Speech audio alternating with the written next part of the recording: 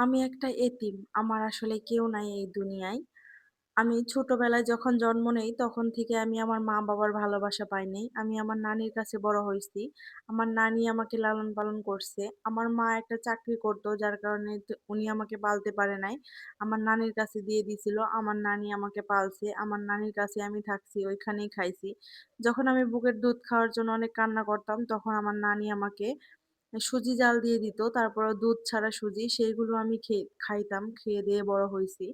তারপরে গরমের সময় সবাই যখন ফ্যানের নিচে ঘুমাতো আমি অনেক কান্না করতাম। আমার নানি আমাকে হাত পাখা দিয়ে বাতাস করত।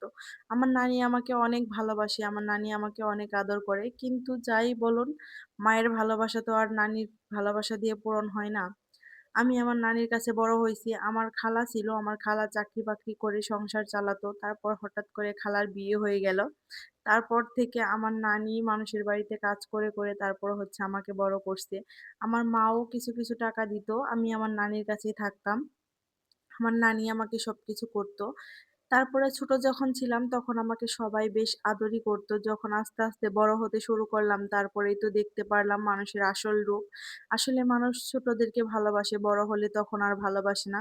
তখন সবাই টাকার চিন্তা করে, টাকাকেই ভালোবাসে। তো আসলে আমি যখন বড় হতে শুরু করলাম তখন আস্তে বুঝতে পারতেছিলাম যে আশেপাশের মানুষগুলো আমাকে ভালোভাবে নিচ্ছে না। তো একটা কথা বলে রাখা ভালো, আমার নানা নেই, আমার নানা মারা গেছে। তারপর আমার নানিকে আমার নানির শ্বশুরবাড়ি থেকে বের করে দেয়া হইছে। আমার নানি তার ভাইয়ের বাড়িতে থাকতো। আর ওইখানে আমিও থাকতাম। তো বুঝেন আমার নানি কিন্তু তার বাপের বাড়িতে থাকে। সে সাথে আবার আমিও থাকি তাহলে তো তাদের কাছে বেশি হবই। তো আমার নানি আমাকে পালতো, আমার নানি আমাকে নিয়ে রাখতো।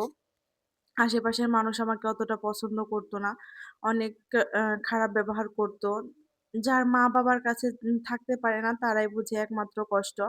তো এতিমের মতো থাকতাম। কারো ভালোবাসা, কারো আদর পাইতাম না।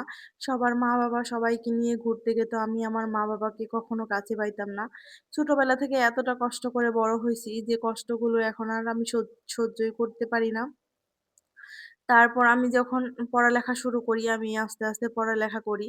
তো আমি কখনো প্রাইভেট পড়তাম না। আমার বাবা-মার টাকা-পয়সার অভাব থাকার কারণে আমি প্রাইভেট পড়তে পারি নাই। আমি হচ্ছে নিজে যতটুকু পারতাম ততটুকুই পড়ালেখা করার চেষ্টা করতাম।